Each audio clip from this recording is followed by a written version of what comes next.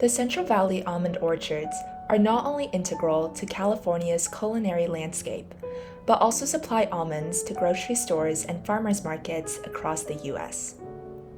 Known for their uniquely warm and dry climate, the Central Valley offers the optimal conditions for almond groves to flourish.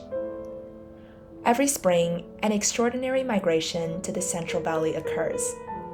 The travelers, 1.5 million hives full of honeybees, insects that turn orchards white with blossoms and disseminate the fruits of an entire season. Originally non-native to North America, honeybee communities are now interwoven into the success of Central Valley groves. Recently, strange events surrounding bee populations have occurred. In 2024, beekeepers noticed a deadly drop-off for insect numbers per hive. The usual flight, hum, and activity of honeybees as they fly from flower to bee box were replaced instead by an eerie silence. Checking in on their colonies, beekeepers found that some insects had developed deformed wings, some had perished in the winter, and some were simply gone. According to Project APIS, a nonprofit organization dedicated to pollinator well-being, the United States commercial beekeepers reported an average hive mortality rate of 62%, compared to the usual 30%. For an area like the Central Valley, this crisis is disastrous.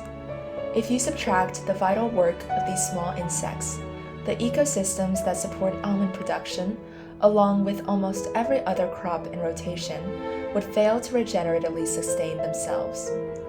The pollinator die-off is ongoing, and we're not entirely sure why. The fragile dependency of agricultural systems on pollinating honeybees remains, and scientists are trying to figure out technological solutions for the insect apocalypse. This is where our story begins. Welcome to Earthtech, your gateway to exploring how technology is transforming environmental science and shaping a sustainable future. I'm your host, Michelle Liu, and I'm passionate about creating a future where innovation uplifts communities and protects our planet. To start this conversation, we need an understanding of how pollination biologically functions.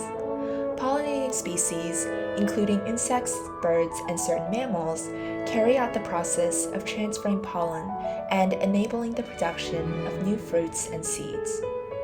For honeybees, these small pollinators are equipped with an electrostatic charge during flight, which attracts oppositely charged pollen particles. Furthermore, honeybees typically cross-pollinate, meaning that they visit and revisit the same type of flower on a single journey. Finally, these important insects aren't solitary pollinators.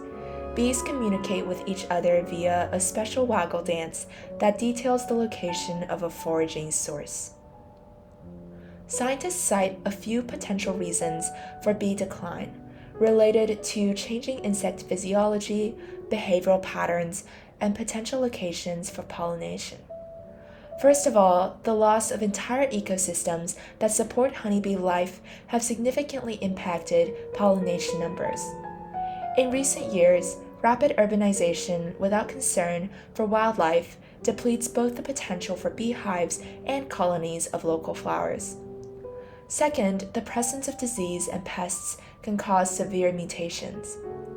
Whether that be varroa mites, viruses that incite colony collapse, or fungal and bacterial infections, a variety of factors detrimentally impact hive vitality.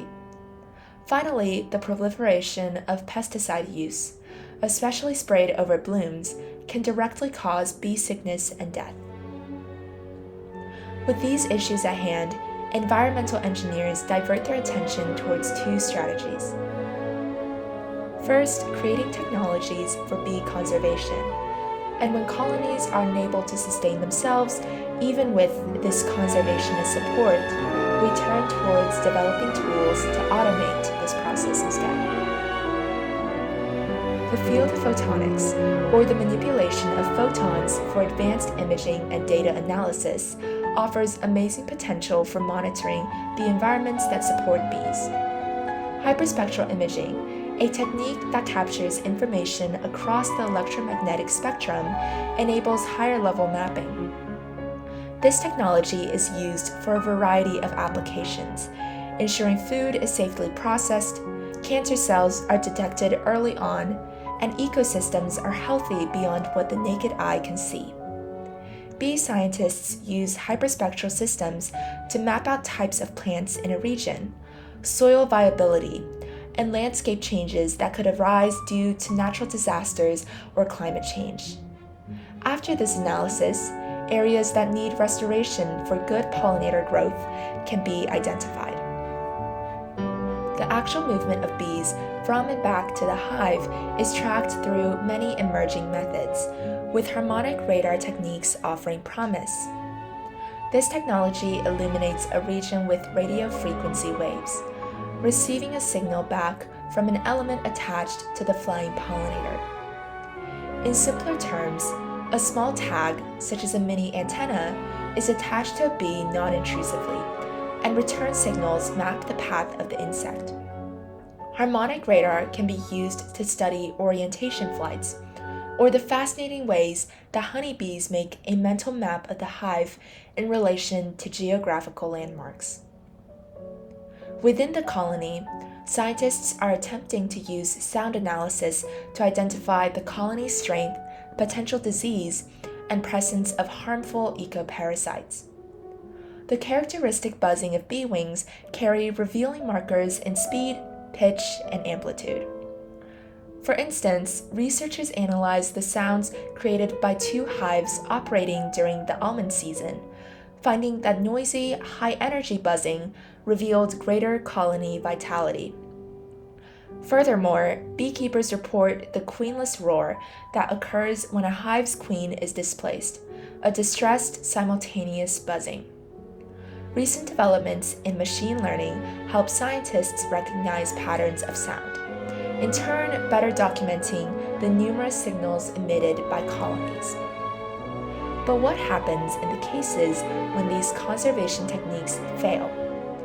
When faced with more severe cases of pollinator collapse, farms that support fast-growing monoculture crops, or regions just too far from viable colonies, scientists are forced to turn towards alternative solutions. Here, the amazing world of robotics steps in. A variety of technologies achieve the same shared goal of artificial pollination. To replicate the honeybee's remarkable ability to identify various flowers and consistently visit the same species on a foraging trip, precision pollination is a good strategy. Pollinating targets are first identified, oftentimes through AI-powered imaging systems. Next, a variety of techniques are deployed to attract and release the pollen. For instance, vibrating mechanisms can mimic the movements naturally created by buzzing bee wings. Additionally, electrostatic application techniques utilize charge to enable better adhesion of pollen to the stamen. This replicates the effects of tiny hairs on the bee that become charged during flight. Finally, pollen suspensions are oftentimes deployed, especially when used for fruit trees. By combining liquefied pollen with nutrient additives, the viability of the resulting mixture increases. One niche of precision pollination is the recent development of biomimetic technology for pollinating purposes. The stickbug pollinator, equipped with 6 robotic arms, delicately pollinates individual flowers. As project lead Professor Yu Gu states, the goal of this uniquely structured robot is not to compete with natural pollinators, rather to access the areas bees and other insects cannot traverse. Additionally, the development of biomimetic robo-bees at Harvard University may serve a variety of agricultural purposes. Only measuring half the length of a paperclip, these emergent micro-robots navigate airspaces through artificial, voltage-controlled muscles. Currently, scientists are exploring the construction of robo-bee colonies, with individual robotic insects autonomously communicating with each other, perhaps offering the possibility of pollinating crops as a unit.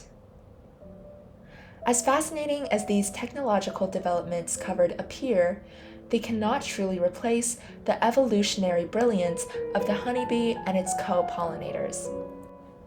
From hyperspectral imaging and sound analysis to bio-inspired robots, innovations in environmental engineering aim to support dwindling pollinator populations, but ultimately fall short of fully replicating the keystone roles these insects play in our lives.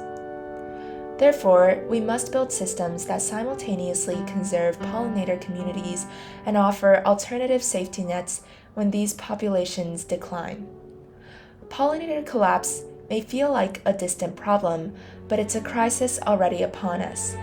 The honeybees and organisms we've so long taken for granted are now deeply tied to food production, ecological resilience, and agricultural fitness.